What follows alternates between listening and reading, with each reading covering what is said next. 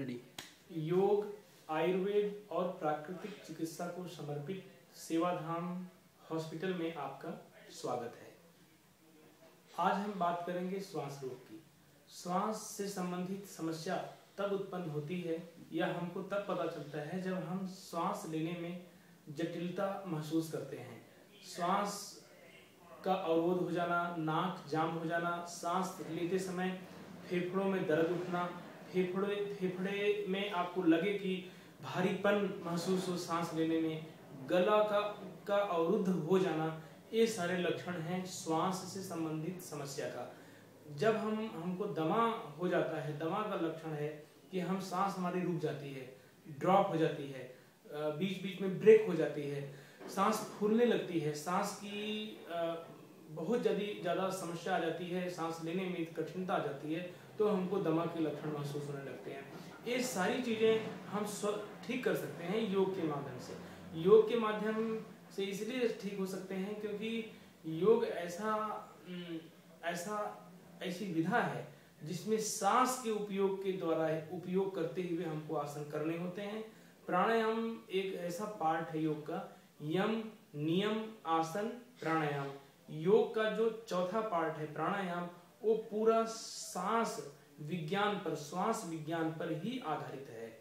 श्वास विज्ञान पर ही आधारित है और इसको आप प्राणायाम को करके पूरी तरह से अपने श्वास से संबंधित सारे रोगों को आप ठीक कर सकते हैं।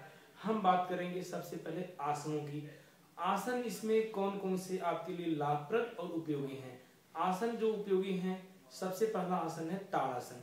क्योंकि ताड़ासन में हमारे शरीर के जितने अंग हैं, फेफड़े ही नहीं, शरीर की सारी नस नाड़ियां पूरी तरह से खींचती हैं, स्ट्रेचिंग होती हैं, खुलती हैं, सिकुड़ती हैं, फैलती हैं। इतनी अच्छी एक्सरसाइज किसी भी आसन में नहीं हो सकती है। ताड़ासन जरूर करें। दूसरा आसन आप करें भुजंगासन, जिसमें फेफड़े को काफी बल प्रदान होता है। सांस के साथ आप भुजंगासन करें। आप उत्तान पादासन कर सकते हैं, जिससे आपके लंग्स पर बहुत ज्यादा प्रेशर पड़ेगा।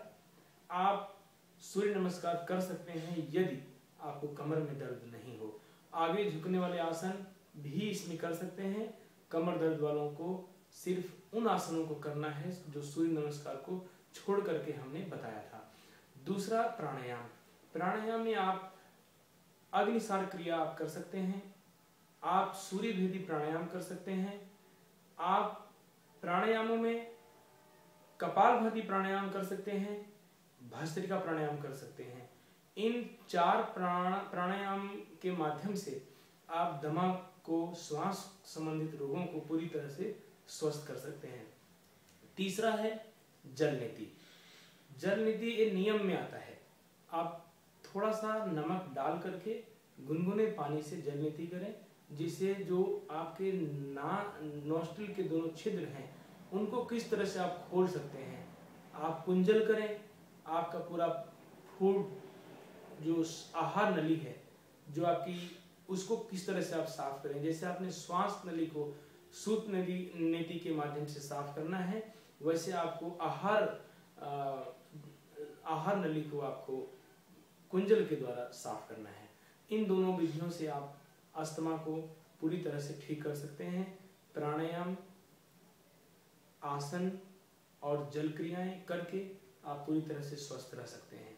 खान पान में आपको मूली नहीं खाना है, खीरा नहीं खाना है, ठंडी चीजें नहीं खाना है, लस्सी नहीं पीना है, रात में देर में भोजन न करें। आप सूर्यास्त से पहले भोजन करने का प्रयास करें।